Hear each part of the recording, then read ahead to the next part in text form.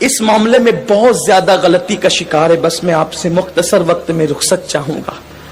لوگ بے حیا کہہ دے، ممکن ہے میری اس گفتگو کو سن کر، لیکن واللہ بے حیائی کی بات نہیں کرنے چلا بلکہ دل کا درد پیش کرنے چلا.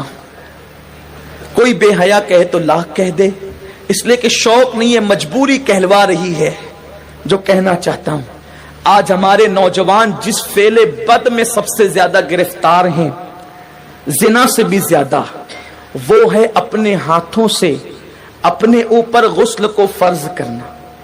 مجھے اس سے آسان اور اس سے باحیا الفاظ اس گناہ کے حوالے کی تشریح کے لیے نہیں مل پا رہے ہیں کہ لوگ اپنے ہاتھوں سے، نوجوان حمام کے اندر بیٹھ کر، بیت الخلاء میں بیٹھ کر، تنہائی میں بیٹھ کر اپنے ہاتھوں سے اپنی عصمت سے کھیلتے ہیں اور وہ اپنے ہاتھوں سے اپنے اوپر غسل کو فرض کرتے ہیں. یہ کیا ہے؟ اللہ کے رسول صلی اللہ علیہ وآلہ وسلم فرماتے کہ جو اپنے ہاتھوں سے اپنی شرمگاہوں سے کھیل کر اپنے اوپر غسل لازم کریں، آقا فرماتے اللہ کی، سارے فرشتوں کی اور مجھ محمد کی اس پہ لعنت ہو. حضور جس پہ لعنت کریں. جو بے باک لڑکے ہیں، بے باک چھوکرے ہیں، وہ تو زنا کے اڈوں تک جاتے ہیں، لیکن نام میں ہاتھ جو شریف کہلاتے ہیں، وہ ڈرتے ہیں کہ زنا سے پکڑ نہ لیے جائیں، عزت نہ چلی جائے، تو وہ اکیلوں میں، بستروں پر، مکانوں میں، دکانوں میں، تنہائیوں میں اپنے ہاتھوں سے اپنے سرمایہ کو برباد کرتے ہیں. میں اپنا دل کا درد اپنے ان بھائیوں تک پہنچانا چاہتا ہوں، اور آپ کے توسط سے دنیا بھر میں میرے جو نوجوان اس فعل بد میں گرفتار ہے، جس پر رسول پاک نے لعنت کی، اللہ نے لعنت کی، حضور علیہ الصلوۃ والتسلیم کے غلاموں، جو اپنے ہاتھوں سے اپنے اوپر غسل فرض کریں، قیامت کے دن ان کو زانیوں سے زیادہ سخت عذاب دیا جائے گا. زنا کرنے والوں سے بدترین عذاب ان لوگوں کو دیا جائے گا. اور میرے آقا علیہ السلام فرماتے ہیں قیامت کے دن کچھ لوگ ایسے ہوں گے جن کے ہاتھ حاملہ ہوں گے، ہاتھوں پر حمل کے آثار ہوں گے.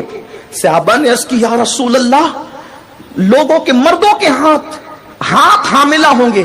آقا فرماتے ہیں ہاں، جنہوں نے اپنے ہاتھوں سے اپنے اوپر غسل فرض کیا ہوگا. اشاروں کی زبان میں اس کا مفہوم عرض کر رہا ہوں. قیامت کے دن وہ اس حالت میں اٹھیں گے کہ ان کے ہاتھ حاملہ ہوں گے. اور یاد رکھنا، ایسا کرنے والے ان کے چہروں پر پھٹکار برستی ہے، آنکھوں کے ارد گرد کالے کالے ہلکے پڑ جاتے ہیں، گڑے پڑ جاتے ہیں، آنکھیں اندر کو دھنس جاتی ہے، زندہ رہ کر بھی انسان مردہ نظر آتا ہے. اور اگر 1 مہینے تک یہ فعل بد کر لیا، ساری زندگی اس کی عادت پڑ جاتی ہے. ایک وقت تو وہ آتا ہے کہ انسان شادی کے قابل نہیں رہ جاتا. جب ماں باپ شادی کا پلان پیش کرتے ہیں، ادھر منہ چھپا رہا ہے، ادھر منہ چھپا رہا ہے، گویا کہ اپنی زندگی کو تباہ کر چکا ہے، برباد کر چکا ہے.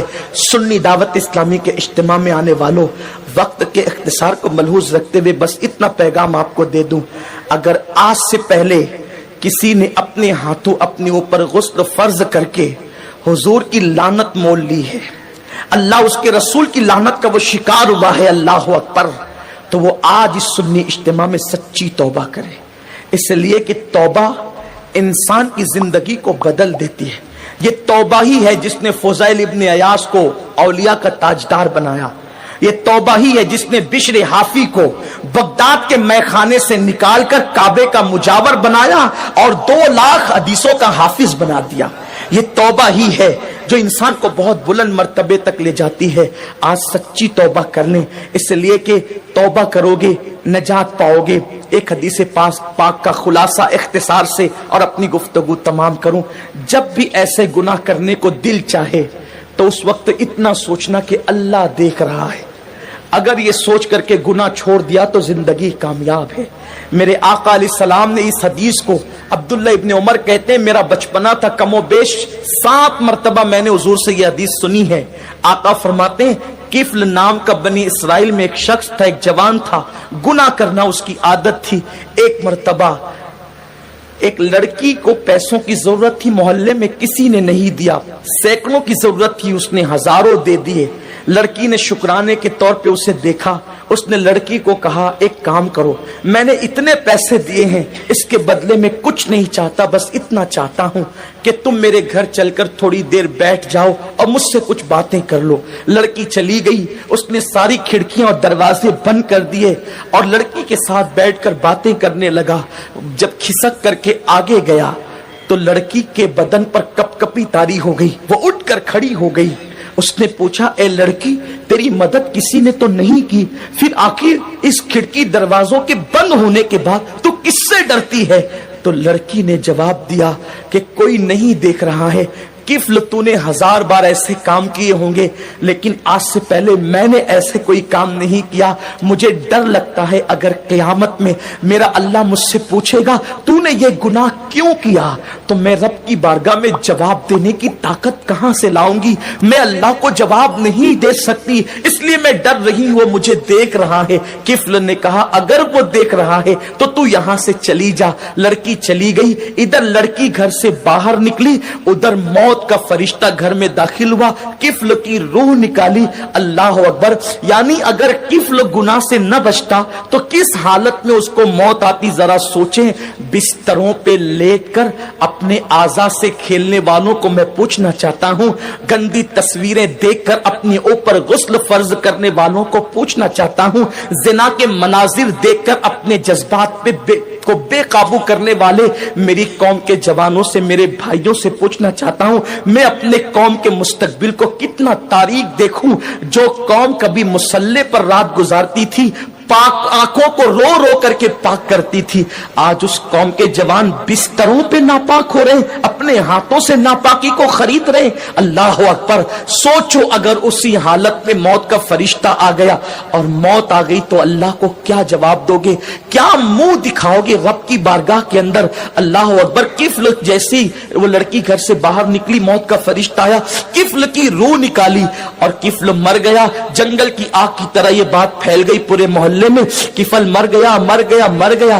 कुछ आबिदान और जाहिदान ने खुश्क ने बातें की, इतना पापी था, पता नहीं उसका मुंह कैसा हो गया होगा।